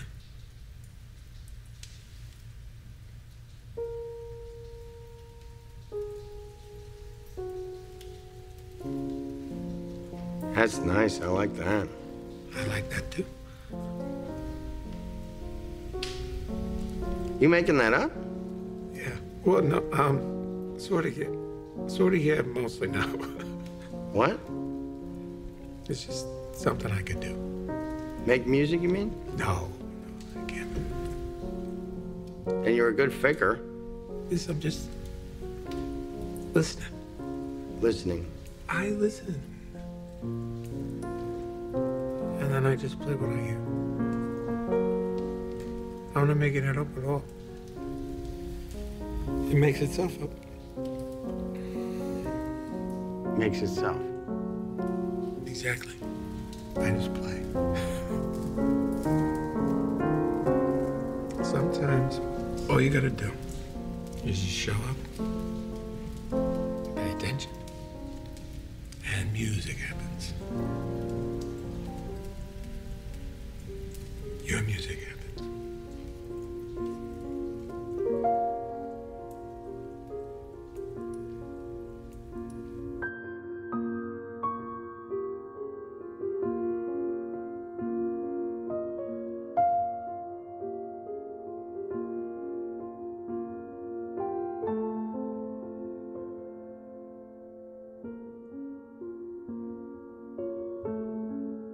Whatever you're looking for in your life is there for you.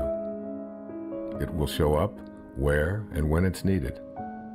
It's always in your mind. Whatever you need to complete this project, whatever you need to create, it's all there. You can prepare and then let go.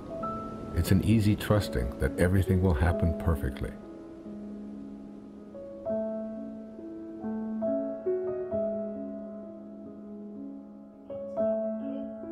Bend forward to the lower spine. Bend your knees. Place your hands on the floor. Move your hips up and down. Right, left, right, left, right, left, right, left. Get your lower You know what? spine. I can't shoot it from here. No? No, there's tint. Oh, but we really need something for B-roll. We don't have anything. I'm not the director. I don't know what David wants. Where is he anyway? He's probably sleeping off a hangover.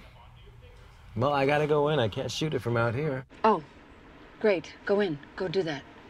You're not coming with me. Me? I'm not going in there. It's like 200 degrees in there. Okay. And what about you? No way, Jose. I had better get a bump for this. Mm-hmm. You're my hero. Okay. You guys suck.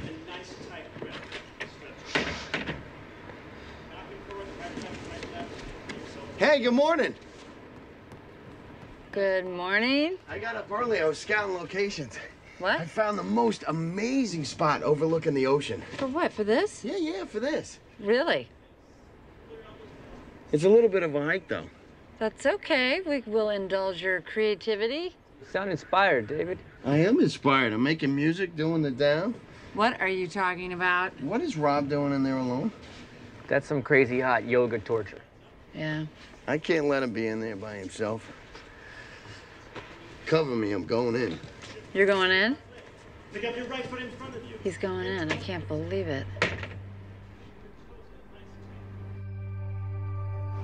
We live in a world in which all things are possible. There are no accidents. There's a divine organizing intelligence that supports all things.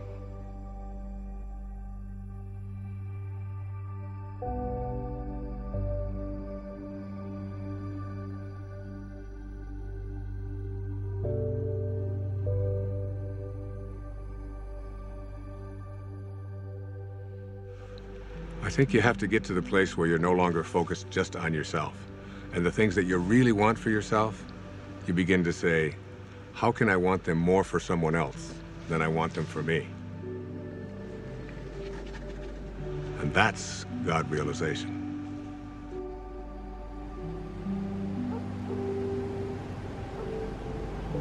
One of the things that happens when you move away from ego is that you move from a sense of entitlement to a sense of humility.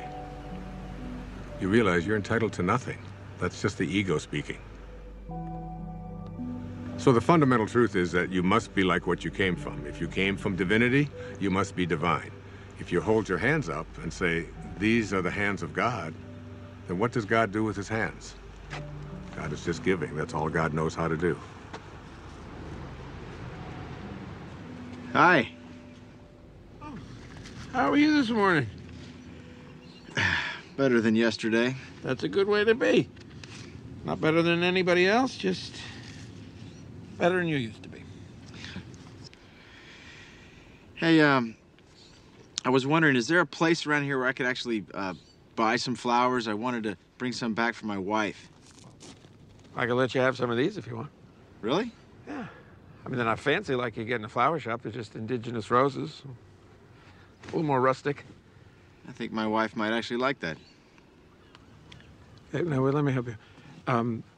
Cut just above the leafy part there, and above the leafy part, and try to do it on an angle. Hey, there you go. Good. Can you tell I've never done this before? Not much of a gardener? No. I usually pay people to do my gardening. People who actually know what they're doing, like you. Oh, well, I get a lot of satisfaction out of it. I've never really seen the value in flowers, I guess. Don't you ever send your wife flowers? No. Oh, that sounds bad. It's a new day. Yes, it is. You know, there are over 200 species under the genus Rosa. And there's a rose database that has, I think it was over 6,000 variations of roses. Seems almost excessive. Here. Thank you very much. Can I give you a tip?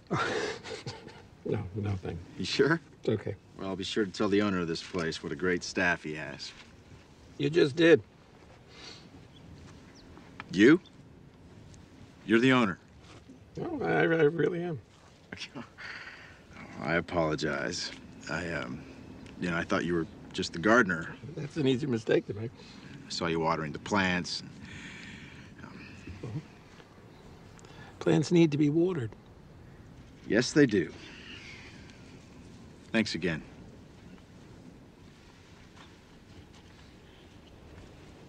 Can I ask you a favor? Yeah, sure. I'm here for a board meeting. Yeah, I know. You were at the House of Promise, right? Yes, and I've got to give this to the executive director, but I don't know what room she's in. Oh, I can find it. Well, actually, could you give it to her for me? Yeah, sure. Is it important? No, it's just some papers. Okay, yeah. And if you could give it to her this afternoon, after I've left. Yeah, I can do that. Appreciate it.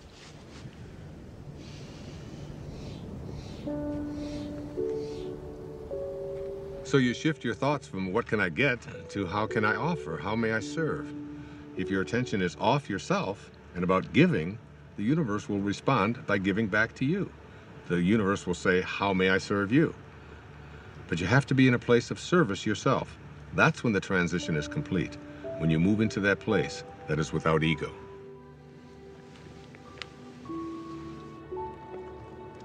Hey there. Hi. Missed you yesterday. Had a great game. Yeah, got stuck in town. Yeah, I understand. Things come up.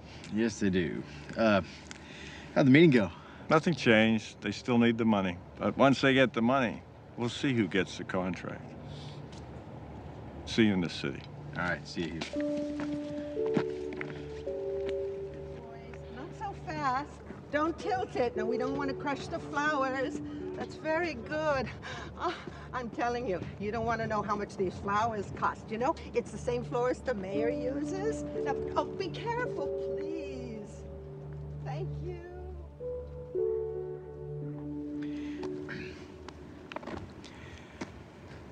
How about the name Rose if it's a girl?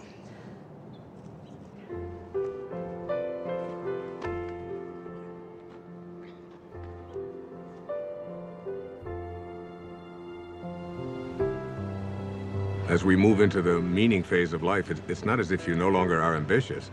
It's that you have ambition with meaning. You're ambitious about other things.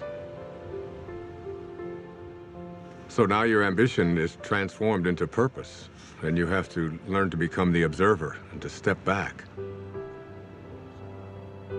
You begin to live in process, trusting where your source is taking you. You begin to detach from the outcome. And that detachment allows you to no longer be fighting. It allows things to just come to you. And you're no longer being the person who's making things happen. You're allowing them to show up. The fight is gone. So I get asked over and over again, is there a purpose to the ego? And my reaction to that is it's just not worth defending.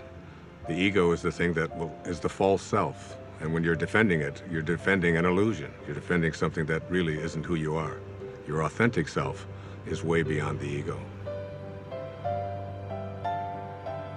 Every one of us knows that we came here with music to play, and yet we have a tendency to believe that we are separate entities and that we have to fit in, and that's our role in life.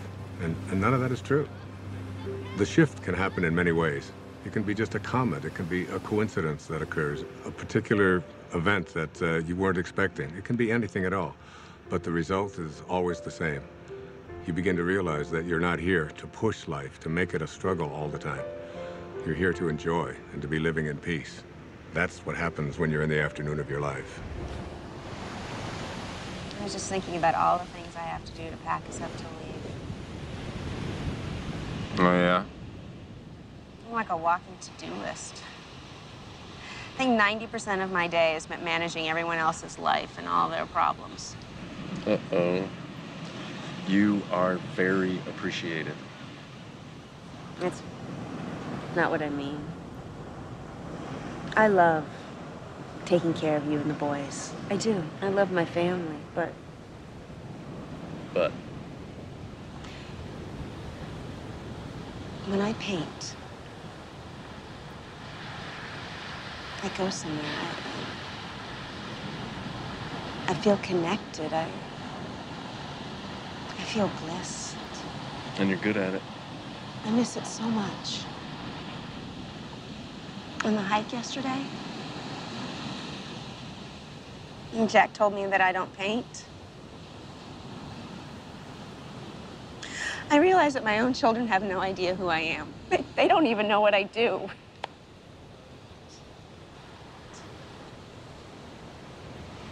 So do it. Really? Yes, absolutely. Thank you. I want to stay here. What? Just for a week. Right now, just this next week. What, you think I'm gonna leave you here all alone? Jason, every cell in my body wants to stay here just a little bit longer. I'm hearing you, but I have no idea what you're saying. I need to reorient myself. I need to find my way back, and I need solitude to do it. Quinn, you're a mother of 2 small children. You don't get solitude. Jason, you have to know I love you. And I love the kids, and I I am still us, but I am more than this.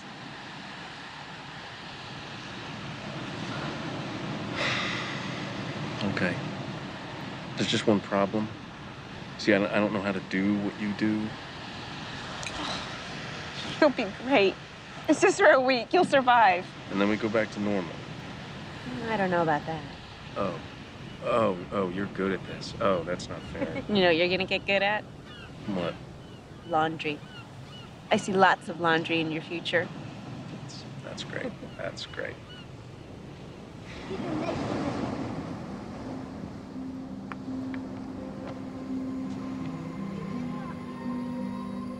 If you want to see the doors open in your life, you detach yourself from what the ego says, and you allow yourself to live from this divine place called spirit. And what Lao Tzu called the virtues, he said there are 4 of them. The first of these is reverence for all of life, which is respect. The second is sincerity, which is really nothing more than just honesty. The third is gentleness, which manifests itself as kindness in our life. And the fourth is supportiveness, which just manifests itself as service, offering service to others. Those are the 4 virtues. And Lao Tzu asks us to live by them. There's a great quote by the poet Hafiz. He said, even after all this time, the sun never says to the earth, you owe me. Just think what a love like that can do. It lights up the whole world.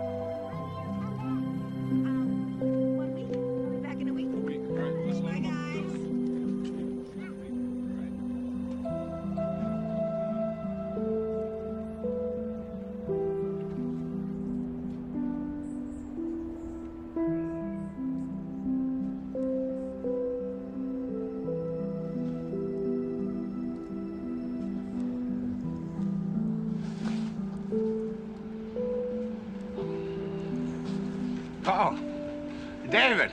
Hey. Hi. How you doing? So did you get everything you need? I think I got even more than that. Really? I'm actually inspired. I was looking at some of the footage. I'd love to do something with these interviews, something creative. Like what? Well, this place. There's something happening here. What you're talking about, the people, themes, I think I can really do something with Wait a second. I thought you were just a technician on this shoot. Isn't that what I heard you say before? I guess not. I think I'm getting it. Well, you know, David, the point is we're all going to get it.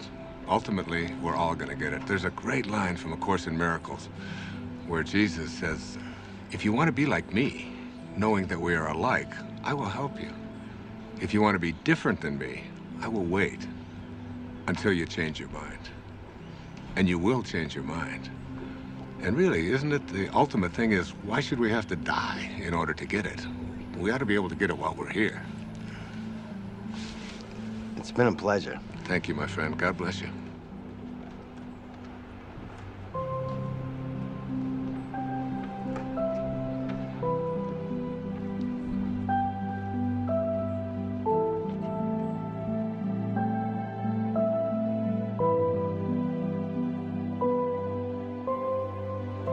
Nobody needs to ask the question, what is my purpose? It will always be found in service. If you can just for one day put your attention on making life better for someone else, if you can focus on thinking like that, that's how God thinks. It's an ancient concept, but it's still relevant. To touch someone's life is more valuable than any amount of money. My friend Byron Katie says, to believe that you need what you don't have is the definition of insanity. That you can't be fulfilled until you get all these things, that's an illusion. Really, you don't need anything more. It doesn't matter what it is you do, You could be a cab driver, a teacher, a factory worker, a manager. What matters is that you put your attention on how may I serve. Think of the people you go to, whoever you are in your path. You can run an entire business this way, not being attached to outcome, putting attention on service. Your life becomes about living those virtues. How can I serve? How can I be gentle? How can I be reverent? Thinking like that means you're living in meaning. The messages of the morning are about what you can and can't do, about how society defines you. But in the afternoon, after the shift, it's about connecting to an energy that's taking care of everything, and we're all just being done. Try to stop yourself from breathing, from your fingernails growing. Living the virtues is all we need to do. The truth is, I feel something else is in charge of all of this. So it's really about surrendering to it. Surrendering to something that is bigger than you, that you are connected to, and that's really in control of everything.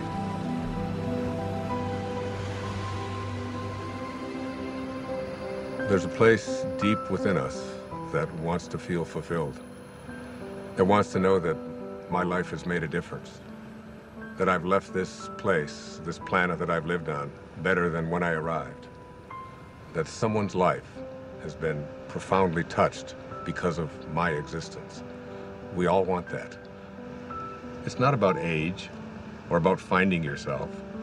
Wherever you are, at whatever age, you're only a thought away from changing your life.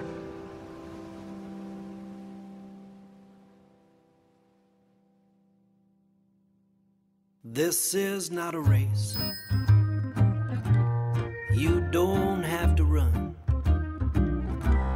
You might even slow it down, take a look around instead of chasing everyone. Nothing to prove, no point to make. If when it's said and done, you know in your heart that your song is sung. Don't go with your song still inside you. Let it guide you every day. We all know that it's good to be humble, but don't mumble your life away. You could lose it all. You would still feel like you'd won. You might fall out of the sky, learn to fly just by reaching for the sun. No need to fret, but by regret. If when it's said and done, you know in your heart that your song is sung. Don't go with your song still inside you. Let it guide you every day. We all know that it's good to be humble, but don't grumble your life away. A little teamwork now. La la la la la. La la la la la. Low la low la low. Low la low la low. La la la la la la la. La la la la la la la. Low la low low low low. Low la low low low low. Rubber da scrub. Hobba de hop do. Hooba da hooba da hooba de hub. Hooba de hooba de hooba de ho. Don't go with your song still inside you. Let it guide you